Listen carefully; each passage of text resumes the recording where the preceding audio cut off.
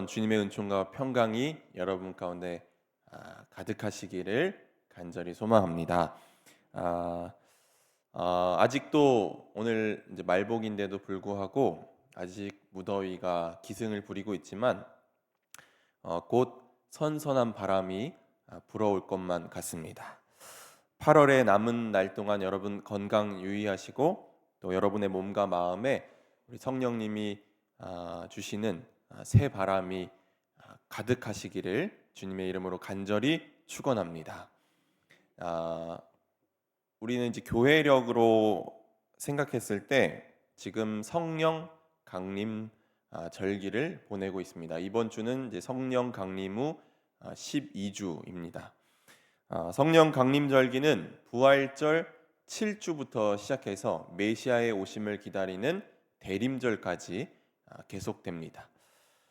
우리가 성령 강림 절기를 보내면서 불꽃처럼 임하시는 성령이 우리 속에 더러운 것들을 태워주시기를 소망하는 마음으로 살아야 하고 또 생기를 잃어서 비틀거리는 우리를 하늘 군대로 일으켜 세워주시기를 우리가 소망하며 살아야 하는 줄로 믿습니다. 저와 여러분이 성령을 통해 넘어진 자리를 다시금 딛고 일어서고 또 담대한 믿음으로 나아가시기를 주님의 이름으로 간절히 축원합니다. 네, 주님이 십자가에서 달려 죽으시고 난 뒤에 3일 동안은 세상이 참 어두웠습니다. 어떤 이들에게는 하늘이 무너지는 것 같은 충격이었고 또 절망과 무기력함 또 주님을 지켜드리지 못했다는 후회가 제자들에게 있었습니다. 또 제자들은 예수님을 죽인 유대인들이 자신들도 죽일지 모른다는 두려움에 빠져서 문을 꼭 닫고 조용히 모여 있었습니다. 그러한 두려움 속에 있는 제자들에게 예수님은 부활하신 몸으로 나타나셨습니다. 그리고는 제자들에게 새로운 명령을 하십니다. 누가복음 24장 48절 말씀 보면 너희는 이 모든 일의 증인이라라고 말씀하시고 곧 너희가 예수의 증인으로 부활의 증인으로 살아라라는 명령을 제자들에게 하셨습니다. 그들은 오순절 마가의 다락방에 모여서 기도하다가 성령의 충만함을 경험하고 비로소 복음의 증인으로 거듭났습니다. 성령 강림절 사건 이후에 제자들은 두려움의 자리를 떨치고 일어나 사람들 앞으로 나아왔습니다. 베드로는 대중 앞에 서서 담대하게 외쳤습니다. 사도행전 2장 23절 24절 말씀 보면 너희가 법 없는 자들의 손을 빌려 못 박아 죽였으나 하나님께서 그를 사망의 고통에서 풀어 살리셨으니 이는 그가 사망에 매여 있을 수 없음이라. 이렇게 베드로가 담대하게 설교를 전했더니 그날 베드로의 설교에 마음이 찔려서 회개하고 예수 그리스도의 이름으로 세례를 받은 이가 3천 명이 되었다고 하는 것을 보니 성령의 놀라운 역사가 일어난 것입니다. 그런데 여러분, 베드로라는 사람을 생각해 보면 지난주에도 말씀 잠깐 나눴지만 예수님이 십자가에 달리셨을 때 베드로가 어떻게 했습니까?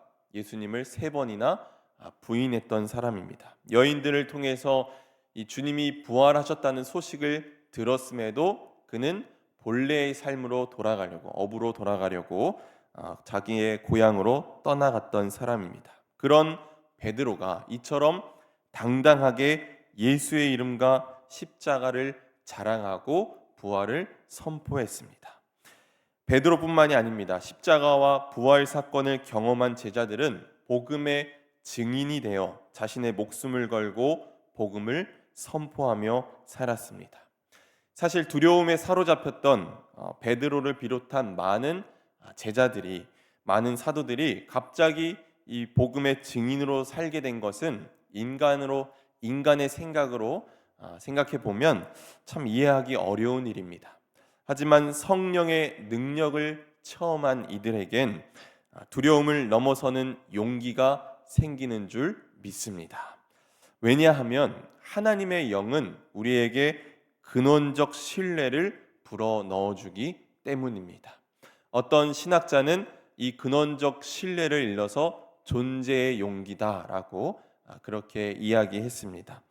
다니엘서를 보면 이 느부갓네살 왕이 신상을 만들고 모든 이들이 신상 앞에 절하라고 했습니다. 그런데 다니엘의 세 친구 사드락, 메삭, 아벳느고는 신상에 절하기를 거절합니다.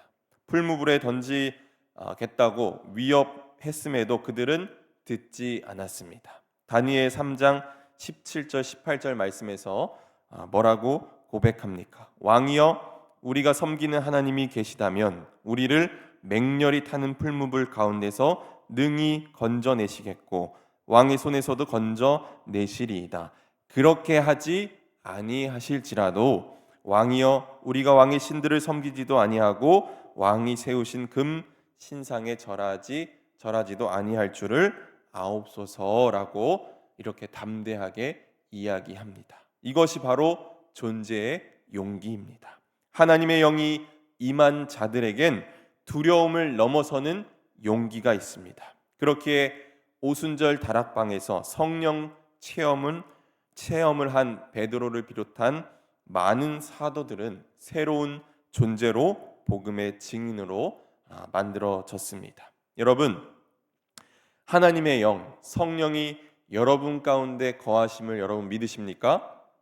성령이 여러분 가운데서 일하고 계심을 믿으십니까? 네, 우리가 성령님을 신뢰하고 그것을 믿고 있다면 우리도 복음의 증인으로 살아가야 합니다. 오늘 저는 복음의 증인으로 살아간다는 것이 어떤 것인지에 대해서 함께 말씀을 나누고자 합니다. 십자가와 부활 사건을 경험하고 성령 충만함을 입은 사도들은 더 이상 두려움의 노예가 아니었습니다. 그들은 옛 삶을 벗어버리고 새로운 삶을 지향하며 살아갔습니다. 그러나 새로운 삶을 지향하며 사는 것이 그렇게 순탄하지는 않았습니다. 늘 그렇듯이 이 새로운 삶을 막아서는 이들이 있었기 때문입니다. 기득권을 유지하는 사람들, 당시 종교 지도자들은 자신들이 가진 힘을 잃게 될까봐 두려워합니다. 그들은 또한 예수의 죽음에 대한 책임이 자신들에게 주어질까봐 그것을 두려워했습니다. 오늘 본문 말씀은 바로 그 이야기입니다. 사도들을 통해서 많은 표징과 놀라운 일이 일어나자 많은 사람들이 그들 주위로 몰려들었습니다. 로마 제국과 유대 기득권자들에게 눌려있던 사람들에게 이 사도들이 전하는 복음은 메마른 땅의 담비와도 같았습니다. 하지만 이 성전 체제를 구성하고 있던 기득권자들은 이런 현상이 영 못마땅했습니다. 그들은 사도들을 시기했습니다. 여러분, 시기심이 무엇입니까? 시기심은 다른 사람을 인정하기 싫어하는 마음이고 이것은 결국 죄로 연결되는 겁니다. 이 시기심이라는 게 자신과 경쟁 관계에 있는 이가 누리는 것을 굉장히 못마땅해하고 자기가 그것을 누리지 못해서 화가 나는 마음이 바로 시기심입니다. 가인이 자신의 동생 아벨을 죽였던 인류 최초의 살인 사건의 동기가 무엇입니까? 바로 시기심입니다. 기득권자들은 시기심으로 시작해서 사도들을 증오하는 마음으로 가득 찼습니다. 그래서 그들은 사도들을 잡아다가 협박하고 옥에 가두었습니다. 하지만 주님의 천사가 나타나서 감옥의 문을 열고 사도들을 데리고 나가서 성전에 서서 생명의 말씀을 전하라고 이릅니다. 다음날 사도들을 신문하려던 대제사장은 그들이 성전에 있다는 보고를 받고 경비원을 보내서 다시 이 사도들을 잡아서 사내들인 공의회 앞에 세웠습니다. 그리고는 그 이름으로 가르치지 말라고 엄중히 명령했건만 왜 그 명령을 따르지 않았냐고 문책합니다. 그때 사도들이 한 말이 무엇이었습니까? 오늘 본문 29절 30절 말씀을 우리 함께 읽겠습니다. 시작. 베드로와 사도들이 대답하여 이르되 사람보다 하나님께 순종한 것이 마땅하니라. 너희가 나무에 달아 죽인 예수를 우리 조상의 하나님이 살리시고, 사람보다 하나님께 순종하는 것이 어떻다? 마땅하다는 것입니다. 또 사도들은 말하길 너희가 공모하여 예수를 십자가에 달려 죽게 했지만 하나님께서 예수를 살리셨다고 말하면서 그분이야말로 이 세상을 위에서 오신 분이고 이 세상에 죄 사함을 주시려고 오신 왕이시고 구주시라고 그렇게 증언합니다. 이 말을 들은 사내들인 공의의 사람들은 분노합니다. 이들이 분노했던 이유는 자기들의 허물이 드러난 것에 대한 분노도 있었지만 별 볼 일 없다고 생각했던 이들이 자신들을 향해서 목소리를 내는 게 아니었기 때문입니다. 그래서 분노가 하늘을 치솟았습니다. 그들은 사도들을 죽이려 했지만 백성들의 눈치가 보여서 그렇게 할 수 없었습니다. 저는 오늘 본문에 나오는 이 기득권자들, 종교 지도자들의 모습이 오늘 우리의 모습과 또 한국 교회의 모습과 크게 다르지 않다고 생각합니다. 제 자신부터도 기득권자들의 모습과 같을 때가 참 많이 있습니다. 누군가 제 주장에 반기라도 들기라도 하면 저는 그 사람이 그렇게 언짢고 마음이 불편합니다. 누군가 나에게 잘못된 것을 지적이라도 하면 지금 벌써부터 제 마음에 이 분노가 있어서 말이 안 나오죠. 누군가 저에게 잘못을 지적하기라도 하면 그렇게 불편할 수가 없습니다. 여러분은 어떠십니까? 오늘 본문에 나오는 기득권자들의 모습이 딱 이런 겁니다. 감추고 싶었던 자신의 허물 혹은 그림자가 누군가에 의해서 폭로될 때 일단 화부터 내고 보는 겁니다. 그때는 무엇이 옳고 무엇이 그른가는 중요하지 않습니다. 눈에 뵈는 게 없습니다. 받은 바 모욕에 대한 안갚음만이 절대가 되는 것입니다. 그런데 더 심각한 문제는 화가 났으면 그 화를 합리화할 수 있는 근거를 찾는 것입니다. 근거가 없으면 조작하는 것도 마다하지 않습니다. 그것은 책임을 면하기 위한 그들 나름의 방법입니다. 그런 이들에게는 고통받는 이들에 대한 관심이나 연민이 있을 수 없습니다. 읽지는 않았지만 이후의 내용을 보면 이 종교 지도자들이 이 분노에 차 있을 때 율법 교사였던 가말리엘이라는 사람이 등장을 해서 그들을 좀 진정을 시킵니다. 좀 더 시간을 두고 판단을 내리자고 그들을 설득합니다. 그들은 그것을 받아들였음에도 분이 안 풀렸는지 사도들을 더 때립니다. 더 때리고 나서 그들을 예수의 이름으로 명하지 말라고 이야기하고 협박하고 사도들을 풀어주었습니다. 그런데 사도들의 고백이 굉장히 의미심장합니다. 사도행전 5장 41절 말씀을 우리 함께 읽습니다. 시작. 사도들은 그 이름을 위하여 능욕받는 일에 합당한 자로 여기심을 기뻐하면서 공의 앞을 떠나니라. 아멘. 사도들이 어떻게 했다는 것입니까? 예수의 이름 때문에 모욕을 당할 수 있는 자격을 얻게 된 것을 기뻐했다라는 것입니다. 이 말씀을 읽을 때마다 가슴이 두근거리고 가슴이 뜁니다. 이런 믿음이 오늘 우리에게 있습니까? 예수의 이름으로 인해서 내가 모욕을 받을 때 그것을 기뻐할 수 있는 믿음이 우리에게 있습니까? 종교 지도자들의 삶을 이끄는 동기는 오직 자신들의 이익과 안전입니다. 거기에 비하면 이름도 없고 빛도 없는 사도들의 모습은 얼마나 당당하고 자유롭습니까? 복음의 증인으로 산다는 것이 무엇인지 사도들은 오늘 말씀을 통해서 보여줍니다. 여러분 오디세이아라는 책을 아십니까? 네, 고대 그리스의 작가였던 호메로스의 서사시가 이제 오디세이아인데 이 오디세이아를 보면 주인공 오디세우스라는 인물이 트로이 전쟁의 영웅인데 이 오디세우스가 아내인 페넬로페가 기다리고 있는 고향 이타카로 돌아가는 그 여정의 이야기입니다. 그런데 그 돌아가는 여정 가운데 많은 이제 에피소드들이 담겨 있습니다. 이 어느 날 오디세우스 일행이 풍랑에 떠밀려서 낯선 섬에 상륙하게 됩니다. 그곳에 어떤 사람들이 살고 있는지 몰랐기 때문에 이 오디세우스가 부하들을 보내서 그 섬을 한번 정찰해 보라고 합니다.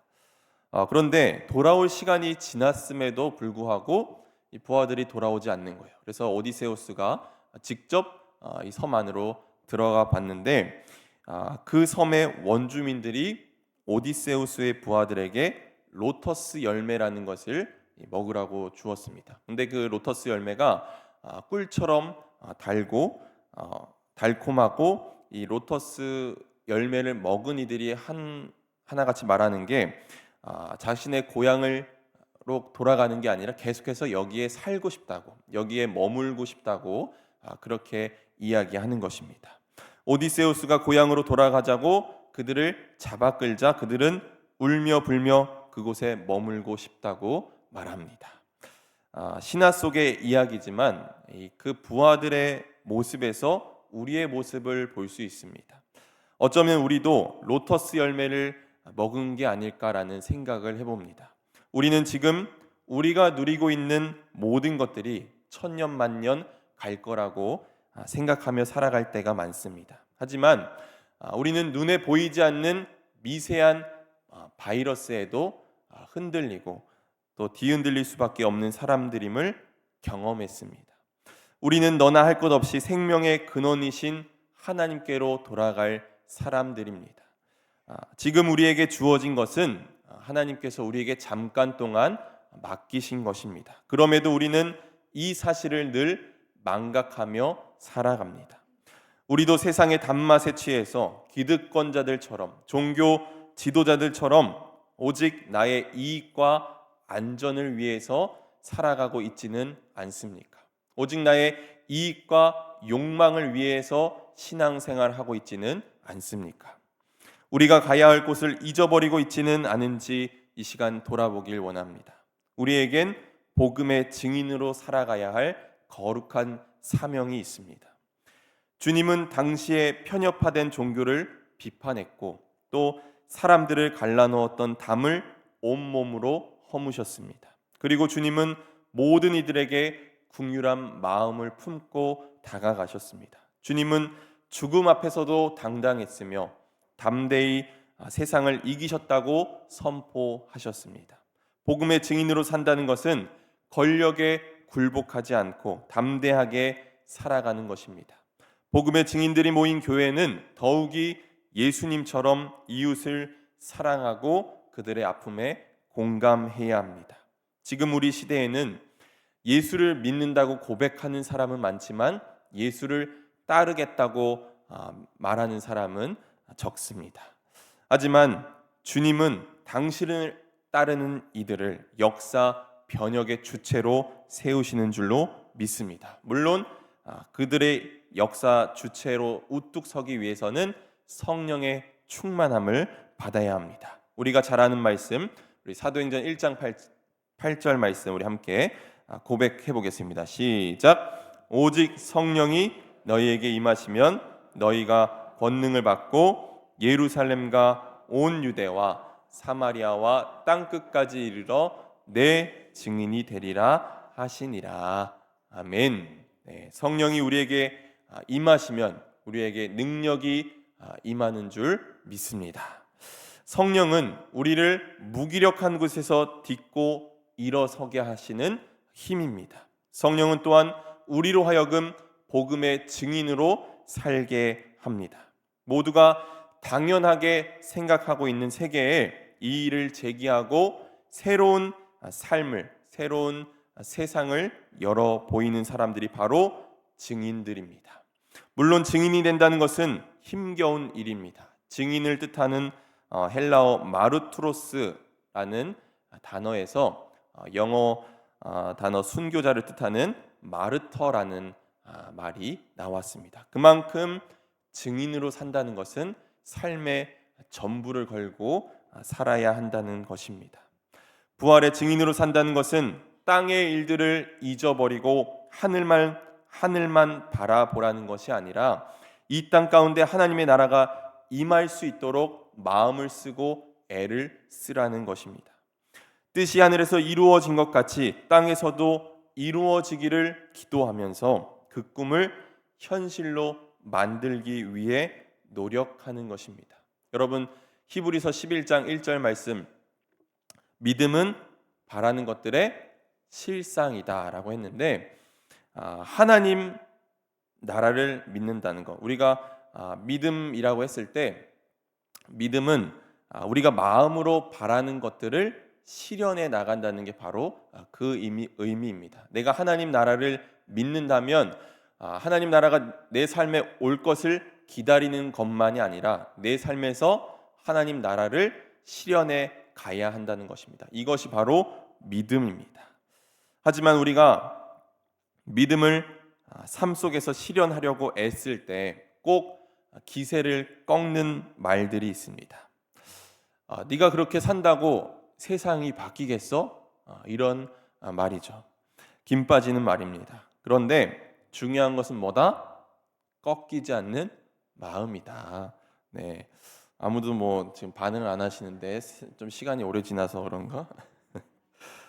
마더 테레사가 인도의 콜카타에서 사역을 했는데 마더 테레사가 고통받는 사람들을 위해서 헌신하고 열정을 다했습니다. 그런데 그가 하는 일을 옆에서 이제 사람들이 지켜보면서 그가 고통받는 사람들을 위해서 헌신하는 일이 너무나도 작은 것처럼 여겨졌던 것입니다. 그때 어떤 사람이 말합니다.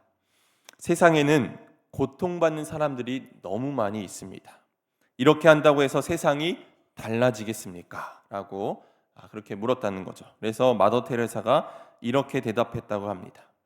우리가 하는 일은 겐지스강에서 한 컵의 물을 덜어내는 일밖에 되지 않을지 모릅니다. 하지만 중요한 것은 겐지스강의 강물이 줄어들고 있다는 사실입니다.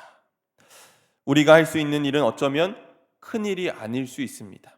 하지만 작은 일이라도 하게 될 때 주님께서는 그 일을 확장해 가시는 줄 믿습니다. 세상이 그런다고 달라지냐고 말해서는 안 됩니다. 그렇게 작은 시작을 하는 사람들이 있기에, 작은 믿음을 가지고 그 믿음을 실현해 가는 사람들이 있기에 여전히 세상은 살만합니다. 이런 믿음을 실천할 수 있는 좋은 예를 한 가지 말씀드리고 오늘 말씀을 마치고자 합니다. 시간이 꽤 오래 지났지만 한동안 미국에서는 WWJD라는 운동이 있었습니다. WWJD 들어보셨습니까? What would Jesus do?라는 말의 약자를 따서 WWJD라고 하는데 그 뜻이 예수님이라면 어떻게 하셨을까라는 말입니다. 미국의 찰스 쉘던 목사가 쓴 이 기독교 소설의 제목에서 따온 건데 그 책의 내용을 보면 미국 시카고를 배경으로 이 레이먼드라는 가상의 철도 도시에서 알코올 중독, 실업, 가난, 빈부의 격차 등 이 사회 구조를 조명을 해서 당시 기독교인들의 이기적인 신앙을 드러내는 그런 소설입니다.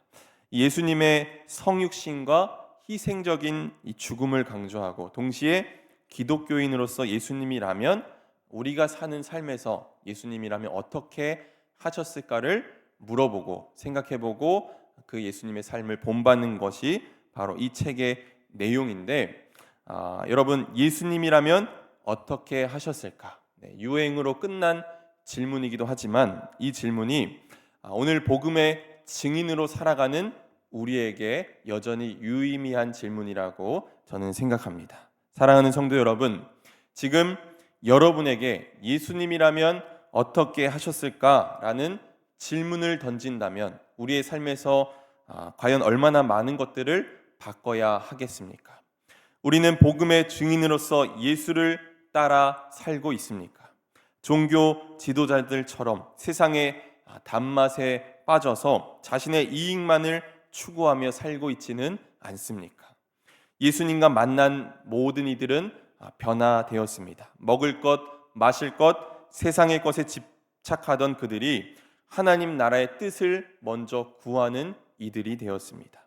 옛 세계에서 벗어나서 역사를 새롭게 하는 주체로 거듭났습니다. 성령의 능력이 사도들을 사로잡은 후 그들은 복음의 증인으로 담대하게 살았습니다. 오늘 우리의 삶은 어떻습니까?